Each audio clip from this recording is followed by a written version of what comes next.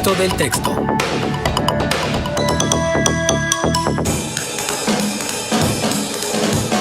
Maestro Antonio Álvarez Mesta, muy buenos días.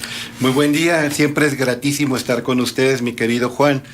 Un amable radioescucha pidió, me causa extrañeza, que abordara un tema siempre interesante, importante, relevante, que es el tema de Sócrates. Aunque me dedicaran horas para hablar de este caballero, pues no abordaría más que una parte muy pequeña de la influencia, la relevancia de este pensador. Fíjate, a mí siempre me ha llamado la atención de que si le pregunto a la gente por nombres de filósofos, me van a decir algunos, pero te aseguro que el primer lugar en la lista va a ser Sócrates. Y Sócrates fue un pensador ágrafo, es decir, no dejó obra escrita. Lo que sabemos de él lo sabemos principalmente por Platón y sus diálogos, donde aparece como personaje principal, como docto ciudadano, como epítome de la sabiduría. También Aristófanes escribió sobre él, pero de una manera burlona, incluso acusándolo injustamente de ser un sofista, que funda una escuela donde un padre inscribe a su hijo y el hijo se vuelve irrespetuoso, hasta violento con el padre, y el padre decide quemar la escuela de Sócrates por la irreverencia del hijo, que se volvió burlón de los dioses y desafiante a toda autoridad. Sabemos que a Sócrates lo condenó la democracia, mi querido Juan, en el año 399. La acusación de dos personajes, Melito y Anito, lo llevó a un juicio donde se defendió espléndidamente, pero ya estaba la decisión tomada de condenarlo y tuvo que beber la cicuta.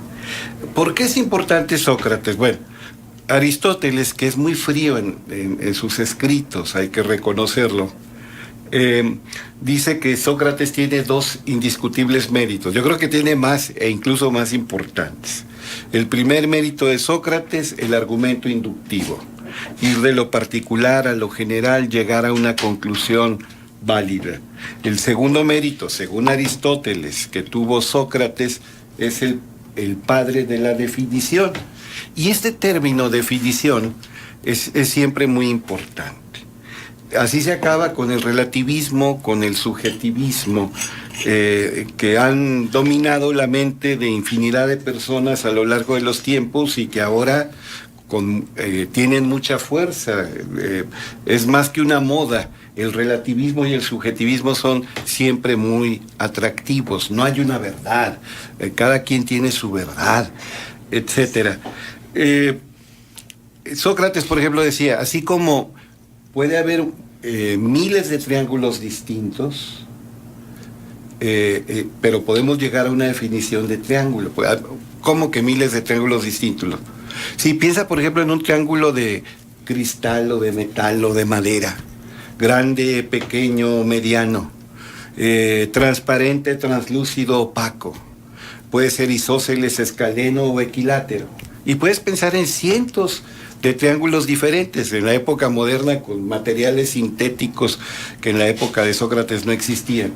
Pero lo importante, mi querido Juan, es que el triángulo es una figura geométrica que consta de tres ángulos que suman 180 grados.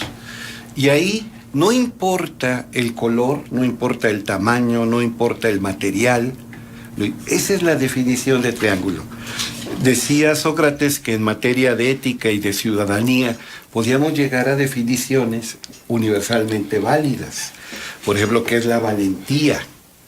Y él, en lugar de partir de una definición que imponía rajatabla, le preguntaba a la gente, sobre todo a las consideradas personas sapientes, conocedoras, hasta eruditas, que entendía, por ejemplo, por valentía. Él llegaba a su casa, comía de su trabajo, él era cantero, cortador de piedra, igual que su padre Sofroniscos, y se iba al ágora, cosa que no le gustaba a su mujer Jantipa.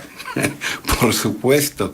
Pero en el Ágora, la plaza pública, Sócrates hacía preguntas a los supuestos conocedores. Por ejemplo, ¿qué es la valentía?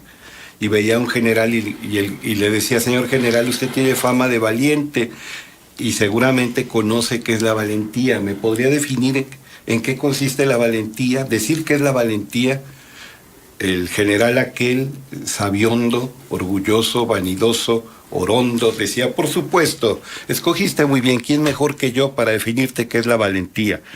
Valentía consiste en no retroceder cuando el enemigo ataca. Y Sócrates se quedaba pensando y decía, oiga, pero usted como militar de carrera sabe que a veces conviene ceder terreno al enemigo para luego atacarlo en mejores condiciones, ¿o no es así? Sí. Entonces su definición no sirve. Bueno, la valentía consiste en no sentir miedo. Entonces, un árbol, una cosa que carecen de vida y de sensibilidad, las cosas, o el árbol que no muestra señales de miedo, podemos decir que son valientes. No, estoy hablando de personas. Un borracho, una persona inconsciente, alguien que no se percata de la realidad y no siente miedo, ¿podemos decir que es valiente? No.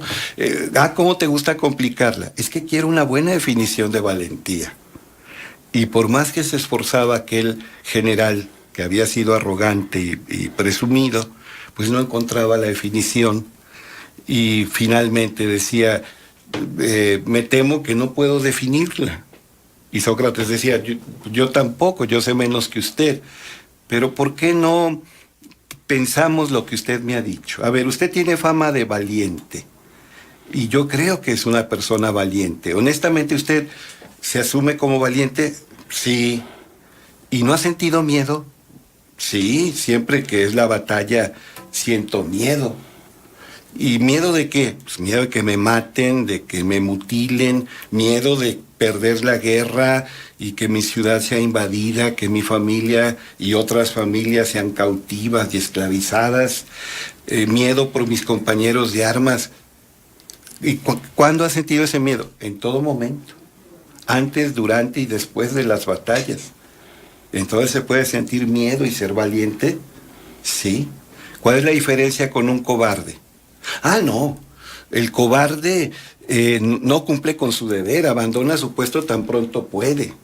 El valiente, sintiendo todo el miedo del mundo, permanece en su puesto y se esmera en cumplir con el deber.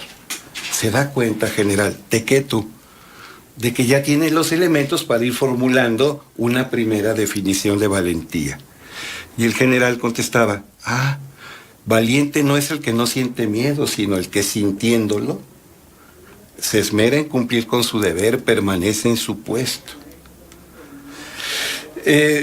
Siempre termina prometiendo que van a pulir más la definición. Este método socrático es conocido como mayéutica, que significa la ciencia del parto. Sócrates, ya lo dije, era hijo de Sofroniscos, que era un cantero y escultor, y decía, de mi padre, yo quiero imitarlo en el sentido de tallar el espíritu humano. Pero también era hijo de Fenarete, una partera, una comadrona. De mi madre quiero aprender el oficio. Ella ayuda a otras personas a dar a luz. Yo no ayudaré a mujeres a que den a luz sus hijos, pero ayudaré a las personas a que den a luz ideas. Y así como hay parteras que no tienen hijos y en sí mismas son estériles, infértiles, quizá yo soy un partero de las ideas que no aporta ideas propias, pero los dioses me concedieron la posibilidad de ayudar a otros a tener ideas. Se dice que cuando Sócrates nació, Sofroniscos consultó el oráculo y el oráculo le dijo, deja crecer a tu hijo a su aire, no te opongas a su voluntad, no le reprimas en sus impulsos. Esto es una tradición popular, no aparece consignado por Platón.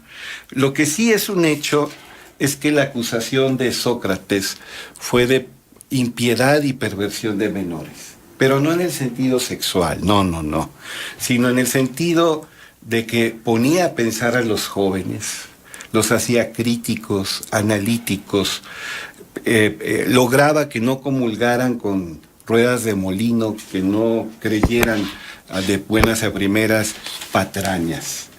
Y él era creyente en la divinidad.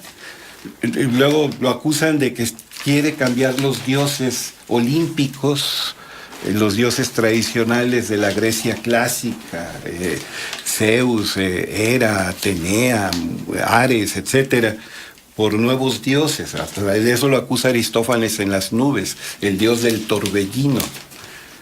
En la Apología de Sócrates, escrita por Platón, Sócrates decía, cito textualmente, dijo: ¿cómo podría yo introducir nuevos dioses por decir que una voz divina se me manifiesta para indicarme lo que hay que hacer?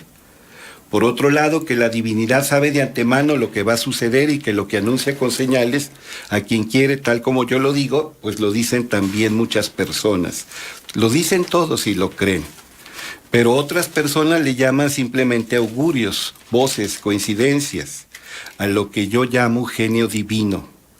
Creo que al llamarlo así me expreso de manera más veraz y piadosa que a los que atribuyen a las aves el poder de los dioses.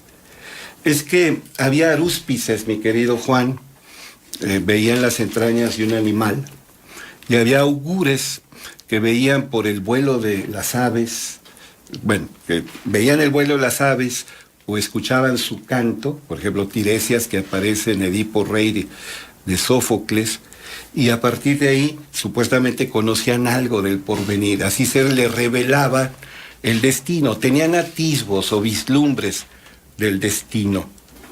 Sócrates dice, hay una voz en nuestro interior y hay que escuchar esa voz. La voz te va a decir no solo lo que debes hacer, sino lo que no debes hacer.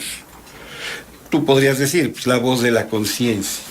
En la psicología analítica, crea frente al psicoanálisis Jung, cuando rompe con Freud, se habla del animus y se habla del ánima. El animus, la voz masculina, la que manifiesta el lado masculino de nuestro ser. El ánima, la voz femenina, que manifiesta ese lado de nuestro ser. Para Jung, siempre hay una voz masculina y una voz femenina. Sócrates nada más habla de una sola voz. Jung, en el arquetipo, habla del anciano, sabio, y habla de la doncella hermosa. Pero insisto, el hombre más viril tiene el ánima y la mujer más femenina tiene su ánimo. Entonces, Sócrates sí creía en esto, en el demonio. Demonio, por la tradición judeo-cristiana, lo asociamos de inmediato con Satanás o Lucifer, con el diablo. Pero demonio, daimon, es la voz interior. Los demonios en la cosmovisión griega son hijos de los dioses. Bien, entonces lea los libros de Platón, lea Jenofonte, lea Antístenes y va a aprender mucho de Sócrates. No escribió, pero cómo ha influido Sócrates. Gabriele Barcel, existencialista, dice, yo no soy existencialista, soy un socratista cristiano. Sí. Muy bien, Toño, ¿algún punto de contacto? AntonioAlvarezMesta@hotmail.com. 9 de la mañana con 2 minutos. Quédese, está usted en Contextos.